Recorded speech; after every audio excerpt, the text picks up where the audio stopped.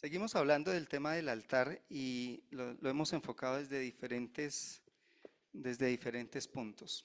Básicamente la idea, y mire que hoy David la está enfatizando toda la mañana y sin ponernos de acuerdo, el altar es relación con Dios, no tiene otra forma. En el Antiguo Testamento hubo una serie de instrucciones que mostraban que la relación con Dios se hacía a través de unos rituales, pero lo que Dios quería enseñarle al pueblo es la forma como podían encontrar a Dios y cómo se podían acercar a Él. Y todo el Antiguo Testamento está hablando de el tipo de Cristo que iba a venir, la imagen de Cristo que iba a venir y iba a ser la puerta de acceso a Dios. El tema del altar siempre nos habla que no hay otra entrada para una relación con Dios sino a través del Señor Jesucristo, a través de la obra y el sacrificio de nuestro Señor Jesucristo. ¿Por qué? Porque como cantábamos, la Biblia nos enseña que Dios es santo. Y santo significa completamente apartado de toda corrupción, de toda maldad, de todo lo mortal, de todo lo finito. Y Dios está en una naturaleza tan diferente a la nuestra y tan poderosa que un ser humano no puede ver a Dios porque moriría inmediatamente si viera a Dios. Entonces Cristo viene en forma humana como ese Dios humanizado para perdonar nuestros pecados y abrir esa puerta a ese altar. Nos decía David ahorita, todos los seres humanos tendemos a tener un altar y detrás del altar hay un ídolo. Y el ídolo es todo aquello personal, material, inmaterial, de pensamiento, de sentimiento, de corazón, que gobierna mi vida. Ahí también vamos aclarando qué es un ídolo. Entonces, todo aquello que atrapa mi vida, que me gobierna y me esclaviza, se convierte en un ídolo para mi vida. Y aunque usted no lo haga conscientemente, a ese ídolo le hace un altar. ¿Y qué es entonces el altar? El lugar donde usted se rinde y le da tributo a ese ídolo.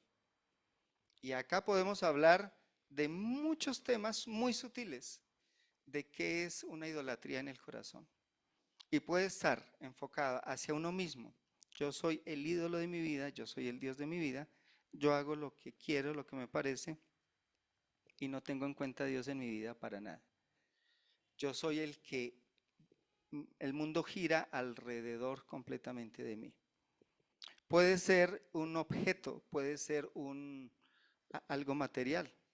Entonces el ídolo se puede convertir en la casa, en el carro. Puede ser algo inmaterial, un nombre. Puede ser su título, puede ser su trabajo, puede ser un jefe, puede ser la novia, puede ser el novio, puede ser el esposo, puede ser los hijos. Todo lo que en algún momento nos rendimos y se convierte el eje de nuestras vidas. Entonces mire cómo tenemos que hilar muy profundo y preguntarle, Señor, ¿qué gobierna mi vida? Y eso que gobierna mi vida tiene un altar. El altar es el hábito que yo tengo para darle tributo a ese Dios. Y ese Dios es el que me impide tener una relación con Dios como debe ser. Ese es el Dios que tengo que identificar.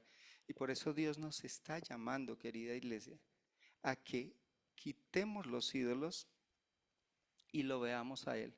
Porque los ídolos nos van a esclavizar y nos van a conducir a tomar malas decisiones sin levantar la mano. Pero cuántas experiencias aquí hubo de pronto sentimentales o emocionales que usted se rindió a una persona y usted le entregó la vida a esa persona y esa persona no era la que era el propósito de su vida y lo dañó y lo hirió, le chiteó el corazón. No sé cuándo sucedió eso, de pronto por allá sucedió en la primaria, usted todavía se acuerda de la niña de las moñitas, y usted dice, esa niña me hizo llorar todos los recreos, ¿cierto? ¿Por qué? Porque nuestro corazón tiende a deberse y a entregarse a alguien. Si Dios no es el Dios de nuestras vidas, a algo o a alguien nos estamos entregando. Entonces, En el tema del altar yo le decía, Señor, ¿por qué no somos eficaces en el altar? ¿Por qué llevamos más de 2 meses hablando del altar y vemos todos los beneficios del altar? Entendemos que hacer un altar tiene mucha oposición, que allá encuentro suplida todas mis necesidades, que allá me encuentro con Dios, que allá encuentro el norte de mi vida, la razón de mi vida y que solamente allá soy libre. Entonces, ¿qué pasa? ¿Por qué tanta información? ¿Por qué tanto que recibimos y tan poquito que podemos dar? Si me regalas el Salmo número 24, vamos a enfocar hoy el altar en en esta linda enseñanza que el Señor nos da en el Salmo número 24. Y usted cuando ve el primer versículo va a decir, pero ¿eso qué tiene que ver con el altar? ¿O por qué ese salmo comienza con este versículo primero como lo dice ahí? De Jehová es la tierra y su plenitud, el mundo y los que en él habitan. Cuando necesitamos enfocar nuestra vida al único y verdadero Dios y al que no nos va a fallar, y el que tiene la dirección correcta en cada etapa de nuestras vidas, cuando podemos entender que es Él el que tiene la soberanía sobre absolutamente todo. Dice la palabra, la plenitud de la tierra. Entonces usted mire toda la economía, cada matica que produce, cada fruto, cada lingote de oro, cada esmeralda, cada fuente que riega agua, todo, absolutamente todo lo que la tierra ha producido, está produciendo, producirá. El aire que respiramos, el sol que vemos, las estaciones que permiten que la tierra produzca alimento, todo, absolutamente todo, dice la palabra, que es de Él. Entonces ya empezamos a ver las cosas un poquito diferente. Ya no me siento como tan dueño del mundo, ya no me siento tan autosuficiente, ya no me siento con la capacidad de decir no necesito a Dios en mi vida, porque absolutamente todo lo que gira alrededor de mi vida, que me sostiene, que me sustenta, provienen de Él. Usted diga no quiero nada con Dios, entonces listo, quitémosle el oxígeno. A ver, ¿puede subsistir sin Dios? Usted puede decir, las cosas espirituales hay de ladito. Bueno, y todo lo que está ordenado en su cuerpo, que trabaja de una manera perfecta, un mecanismo perfecto, donde falle una cosita así chiquita, usted queda en cama, queda en coma, queda inválido o queda medio atontado si le llega a pasar algo neuronal. Usted no da ni adelante ni atrás. Entonces, por eso este lindo salmo nos empieza a decir, reconozcamos que no somos tan dioses como nos la creemos, que no somos tan autosuficientes como lo creemos y que todo se debe a Él. Los perversos, los malos, los que odian a Dios, los que atacan todo lo bueno de Dios, se benefician del sol de la bondad de Dios, del alimento de la bondad de Dios, del aire de la bondad de Dios. Entonces, conclusión, de Él es todo y su plenitud. El mundo y los que la habitan, tiene que ver ya la ocupación de esa tierra. Todo ser que pisa esta tierra también fue creado por Dios. Pertenece a Él. Yo me debo a Él. Yo provengo de Él, vivo por Él y algún día estaré frente a Él rindiéndole cuentas de lo que hice o no hice con mi vida. No hay nadie, absolutamente nadie, que pueda escapar de allá. Entonces, este salmo lo podemos ilustrar con este cofre. Del Señor es la tierra y su plenitud, el mundo y todo lo que hay en él.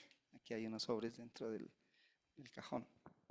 ¿Quién puede decir yo me salgo de este tema espiritual? Yo me salgo de los designios de Dios, yo me salgo de la voluntad de Dios.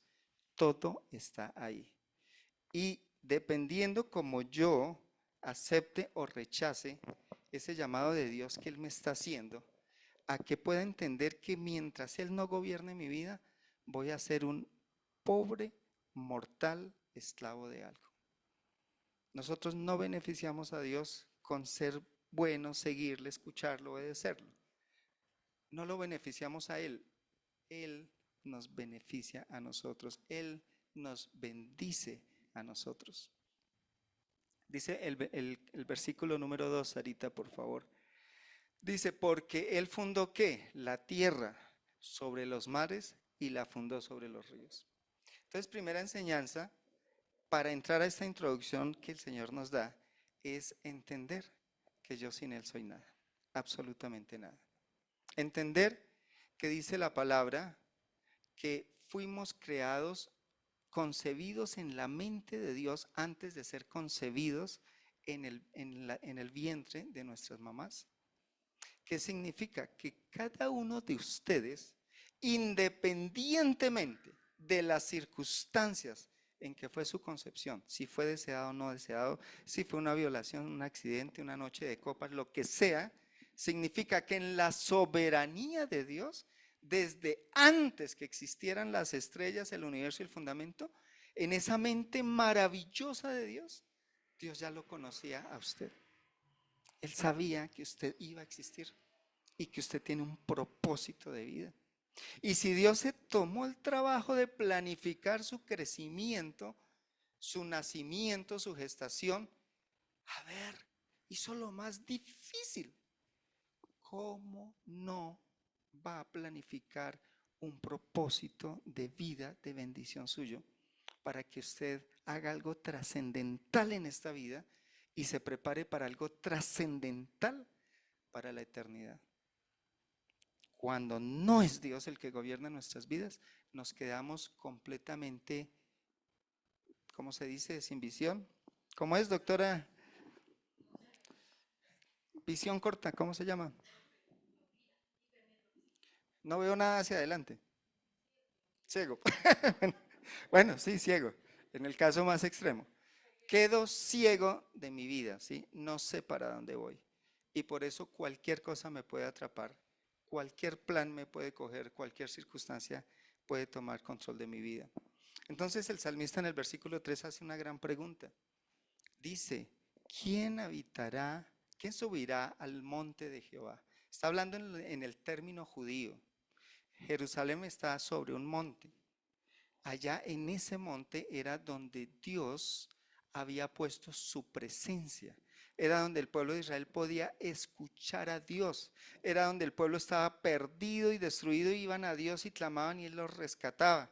Era donde corrían cuando los enemigos los perseguían y se sentían atrapados. Ellos iban a ese monte y clamaban a Dios porque Dios les dio una promesa que en ese monte lo que oraran, Dios iba a escuchar si el pueblo iba con un corazón humilde.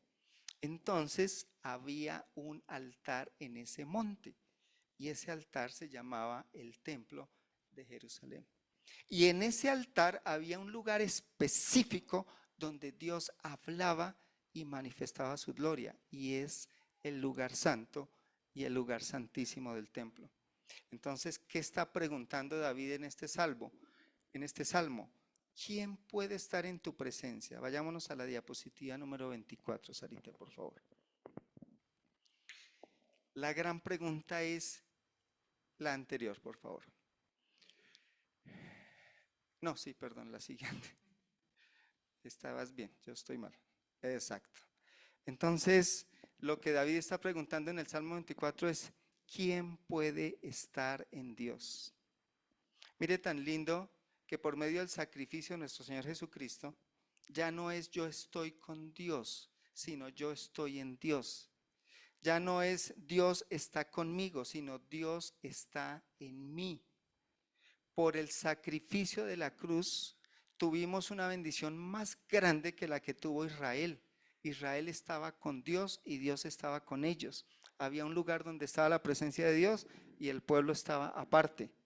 Cuando viene Cristo y hace ese milagro tan maravilloso de perdón de nuestros pecados y de resurrección, está abriendo una puerta espiritual, el portal espiritual más maravilloso, espectacular y más costoso que pueda haber en la historia, para que Dios esté en usted y usted esté en Dios. Es algo completamente indivisible.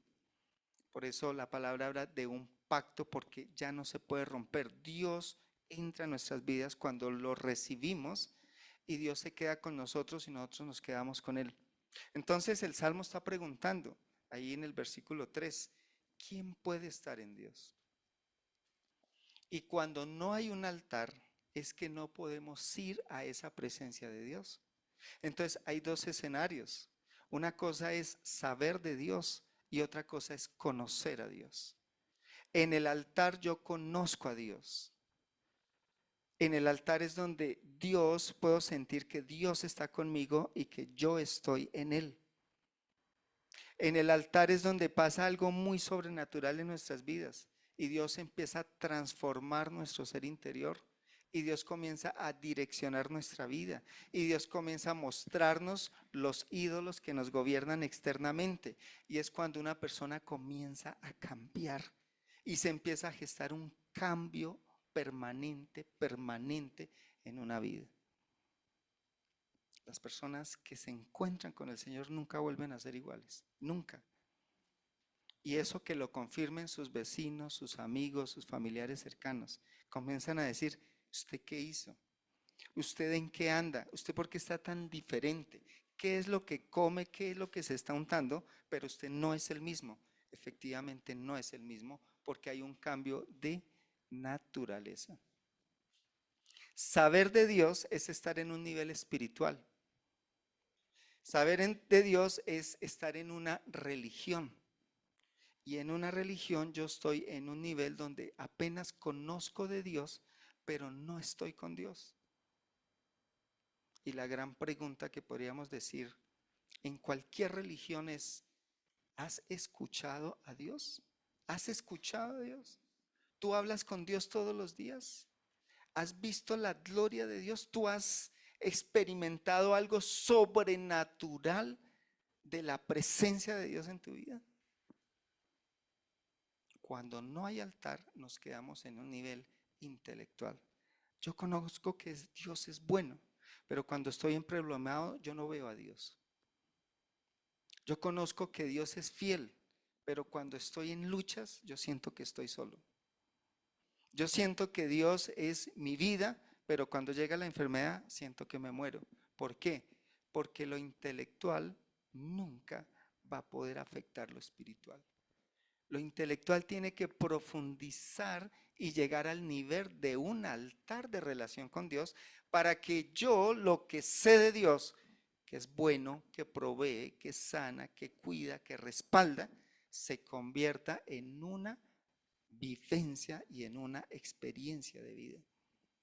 La pregunta es, ¿por qué los discípulos dieron la vida por Cristo? En un momento crítico, pero crítico. ¿Por qué cuando andaban como pavos reales, allá como escoltas del Señor, cuando repartían los alimentos a los 5,000, a los 3,000, cuando se paraba el paralítico, cuando salió Lázaro saltando de la tumba, cuando se hicieron estos milagros y ya se empezaban a tomar atribuciones todos orgullosos y los niños se acercaban al Señor y ellos los quitaban?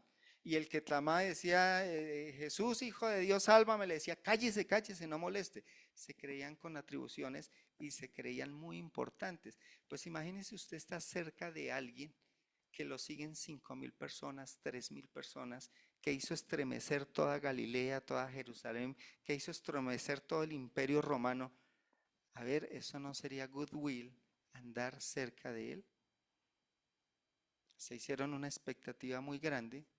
Creyeron que él iba a ser el siguiente gobernador, el siguiente César, el siguiente rey. Y entre una noche, cuando el Señor toma la cena con ellos, que no entendían ni jota de lo que iba a pasar, y un sábado y un viernes se les vino todo al piso, completamente todo.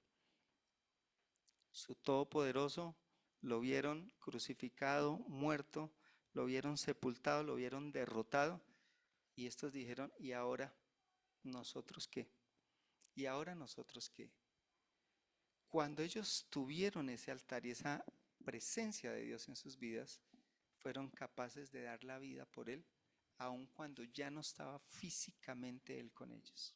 Es decir, fueron más fieles cuando no lo vieron que cuando lo podían abrazar y tocar. ¿Qué significa? Que el altar hace que Dios sea más real en nuestras vidas que cualquier religión, cualquier tradición, cualquier libro que leamos, cualquier estudio que hagamos, cualquier teología que estudiemos. Es en el altar donde yo puedo conocer a Dios. Entonces el altar es esa intimidad que Dios nos viene hablando. Y ese altar es esa intimidad donde yo conozco a Dios. Entonces no es lo mismo saber de Dios que vivir en Dios, que vivir con Dios. Y si vamos a la siguiente diapositiva, Sarita, nos dice el versículo número 4. Si ustedes tienen su Biblia, estamos en el Salmo 24, o si me regalas el versículo, lo pones y lo retiras, por favor. El Espíritu Santo le comienza a decir a David, ¿quién puede tener un altar? ¿Quién puede tener intimidad con Dios? Versículo número 4. Comienza, el limpio de manos. Puedes retirar la diapositiva, mi amor. Primer requisito, si usted quiere escribir ahí este consejo que Dios nos está dando. ¿Usted quiere ser un hombre, una mujer que camina con Dios? Que su vida es fuerte, que su vida trasciende a otros, que usted va a dejar una huella tremenda en esta vida antes de que se vaya, de que usted garantiza una eternidad poderosa en una relación con Dios por el resto de la eternidad, que usted no le teme ni a la muerte ni a nada, que usted toma decisiones asertivas, que Dios le permite descifrar un propósito con el cual usted nació. Usted no nació para pagar una casa, no nació para tener un título, usted no nació para sobrevivir, usted no nació para conseguir un sustento, usted nació para algo mucho más trascendental. ¿Quiere entrar en esa dimensión sobrenatural? Dice la palabra, el que sea limpio de manos. ¿Qué habla el Salmo 24? Las acciones. Las acciones, las decisiones que tomamos. Las decisiones que tomamos, si permitimos que Dios las oriente, vamos a ser limpios de manos, es decir, vamos a ser asertivos en tomar decisiones correctas en nuestras vidas. Y eso despeja mi relación con Dios. Cuando yo tomo decisiones asertivas, estoy siendo dirigido por Dios y mi relación con Dios se va a fortalecer. Dice la segunda parte, Sarita, el puro de corazón. Bueno, está literal ahí, déjala ahí tranquila si quieres. Dice, ¿quién más puede subir al Monte Santo? El puro de corazón. Por aquí hay una maestra que nos dice que el corazón es este, ¿no? ¿Sí se acuerdan quién dice eso? Este es el corazón.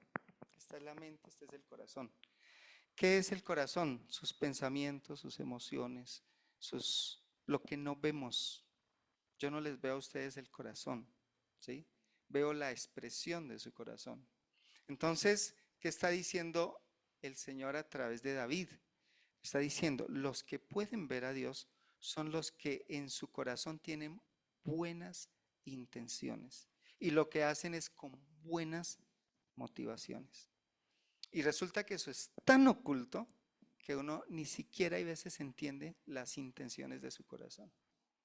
Y podemos hacer obras externas que todo el mundo nos aplauda, pero las intenciones o las motivaciones son perversas, ¿sí? Aquí podemos estar cantando y ustedes allá dicen, wow, solo les faltan las alas. Qué cantores, qué músicos, qué adoradores. Y todo el mundo va a decir, qué espectacular, qué gente tan santa. Y la pregunta es, ¿con qué motivación lo estaremos haciendo cada uno? ¿Por figurar? Ya dejó de ser una buena motivación. ¿Porque me vean? ¿Por sentirme importante? Porque es que allá hay sentado uno que es desentonado, yo quiero enseñarle quién es el que canta bien. ¿Qué habrá en nuestros corazones con las intenciones y las motivaciones? Escuche muy bien, ¿cómo puede detectar usted una intención o una motivación del corazón? Es el motor de propulsión que está por dentro de usted que lo mueve a hacer algo. Entonces pregúntese cada vez que haga algo, ¿qué está impulsando ese movimiento? ¿Qué está impulsando que yo invite a alguien a almorzar? ¿Qué está impulsando que yo dé un regalo? ¿Qué está impulsando que yo dé una felicitación? ¿Qué está impulsando que yo dé una ofrenda? ¿Qué está impulsando que yo venga a la iglesia? ¿Qué me mueve? ¿Qué me mueve? Si las intenciones y las motivaciones son puras, significa que yo voy cada vez más compenetrándome con Dios y Dios conmigo y vamos a ser muy fuertes en una relación muy linda. Dice la siguiente parte, el que no ha elevado su alma a vanidad. El tercer punto que nos enseña la Biblia. ¿Qué es elevar el alma a cosas vanas?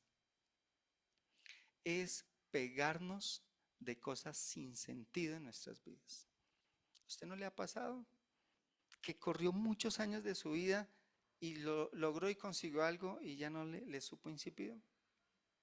¿Usted no le ha pasado que ha comprado el carro último modelo y a los 6 años, 7 años, si usted es medio juicioso y lo cuida, a los 10 años ya es una tartalita ahí y usted se mató toda la vida peleando por algo o luchando teniendo algo que sencillamente se va a depreciar y se deprecia cada día? Entonces, tener una relación con Dios significa que usted y yo no nos peguemos de bobadas, no nos peguemos de cosas vanas de la vida, no nos peguemos de luchar por tener algo que sencillamente se va a escapar, se nos va a ir de las manos, sino por cosas mayores. ¿Cuántos han desperdiciado su vida? Han desperdiciado lo más valioso que Dios les dio por perseguir algo completamente sin sentido. Perdieron la salud, perdieron el tiempo, perdieron los recursos, perdieron todo. Y era algo que no tenía ningún valor, ningún sentido. Entonces, es poner la vista de mis aspiraciones y mi propósito a cosas eternas. Las cosas eternas son las que trascienden y nos permiten hacer cosas significativas aquí en la tierra. Yo siempre le digo al Señor, Señor, cuando yo me muera, no quiero ser una lápida más de todos los millones de lápidas que hay sobre la tierra. ¿Qué pasó? No, nació, creció, se reprodujo y murió. O sea, el ciclo más normal de la vida. ¿Hizo algo? ¿Le aportó algo a la humanidad? ¿Ayudó a alguien? ¿Apoyó a alguien? ¿Hizo algo? ¿Inventó algo que ayudó a la humanidad? ¿Hizo algo así que sea trascendental? No, solo comió, durmió, trabajó y murió y ahí le quedó todo. Yo le digo, Señor, no me dejes. Y eso se llama no enfocarse o no elevar el alma a cosas vanas, las aspiraciones. Y finalmente, el que es veraz, dice, el que no ha jurado con engaño. Tendemos a mentir muchísimo. Y mentimos tanto que hasta nos creemos nuestras propias mentiras. Y entonces cuando hablamos mentiras, dice la palabra, no podemos estar en una comunión con Dios. Una de las características de la santidad de Dios, ¿cuál es? La veracidad. Dios es veraz. Entonces Dios no comulga con la mentira. Y si usted es de los que miente para hacer un negocio, si usted es de los que miente para salirse con la suya, si usted es de los que miente para conseguir algún beneficio o algo, dice, su altar va a estar bloqueado. Su altar no va a fluir, no va a poder compenetrarse con el Señor. Entonces, este salmo nos dice, todo pertenece a Dios, nos debemos a Él.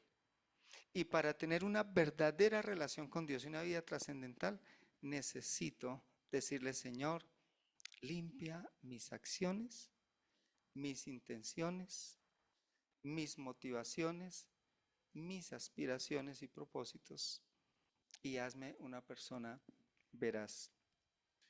Si podemos trabajar en esto, usted y yo vamos a ser personas de altar. Y una persona de altar estremece la tierra. Una solita puede estremecer la tierra. Una persona de altar puede dejar un legado en la generación siguiente muy trascendental y muy fuerte. A mí me preocupa, siento vergüenza, me da pena cuando veo a los jóvenes de esta generación, de Andrés, de David, de Isa, de Sarita. Y yo digo, Esta generación está luchando cosas muy tremendas, inmoralidades, unas vanidades, unas cosas tan sin sentido, pero nosotros fuimos los culpables. Mi generación fuimos los culpables. Esa, nosotros fuimos los que empezamos a gestar eso y no nos dimos cuenta a qué hora se creció de esta manera. La vez pasada haciendo un karaoke, aquí tuvimos esa experiencia, buscando letras de karaoke de nuestra época. ¿Y de qué hablaban las letras de nuestra época? Pura inmoralidad, pura incitación a lo vergonzoso, pura incitación al adulterio, pura incitación. Y esas eran las que cantábamos. No sé si usted planchó con música esa, no sé por qué le llaman música de planchar allá, ¿cierto? Pero usted de pronto ya cogía la plancha y dele allá a la canción inmoral, al adulterio, y ese hijito que hoy anda en inmoralidad, que estaba ahí al lado suyo, de pronto alcanzándole el agua de la plancha o recogiendo la ropa, y comenzamos a gestar una generación de inmoralidad. Por eso hoy la inmoralidad para los chicos es lo in. O sea, uno habla con un chico que esté desubicado y que uno le hable de inmoralidad, va a decir, a ver, dinosaurio, ¿en qué época vive usted? Eso ya no es así, esta época ya no es así. Y se lo dicen a uno con una convicción que uno dice, Padre Santo, ¿en qué momento se destruyó todo esto? Sí, se destruyó porque nuestras acciones, nuestras motivaciones, nuestras aspiraciones y nuestra veracidad no fue la correcta. Pero podemos corregir. Los que tenemos hijos de nuestra edad, los que todavía son padres, así su hijo ya sea barbón, sea casado, tenga hijos, usted puede hacer todavía mucho por esa generación. Los que tienen bebés, los que tienen corderitos, los padres de estos corderitos que subieron, usted todavía puede hacer algo muy trascendental. Y yo digo, Señor, démosle a nuestra nación una generación que sea bendita, una generación que bendice, no una generación depravada, no una generación de ladrones, no una generación de adúlteros, no una generación alicorada, no una generación anclada, esclavizada en los vicios, no una generación que trascienda y que sea diferente. Cuando muramos, ¿cierto? Porque uno debe entender, uno siempre le debe hablar a los hijos así, cuando yo me muera, porque uno no sabe hablar de la muerte, y uno a veces le dice a los hijos, si me llego a morir, entonces uno que está dando el mensaje, el viejo es eterno, ese nunca se va a morir, y por eso cuando uno se muere, los pobres chicos no lo tenían presupuestado, jamás entendieron que un día nos vamos a morir. Entonces, por favor, no vaya a decir, si algún día me muero, si me llego a morir, no, diga más bien, cuando yo me muera, porque es algo que nadie se va a salvar. Bueno, será un pequeño paréntesis. Cuando yo me muera, ¿cierto? Yo espero, primero, estar en comunión con Dios y saber que me voy a una eternidad con Él, a disfrutar de su presencia. Y número dos, que Dios me diga, me dé una palmadita y me diga, bien, lo hiciste bien. Dejaste bien enfocado a Sarita y a Daniel. Dejaste una generación diferente. Hiciste algo diferente en la vida. Y qué rico que uno no llegue allá con vergüenza a decir, Señor, no hice nada por mis hijos, no hice nada por nadie. Ese mundo que vaya patas arriba, gracias que estoy aquí, me salvé el pellejo y no hice nada por ese mundo perdido que está en este momento. Vamos a cerrar hasta ahí, por favor, muchas gracias.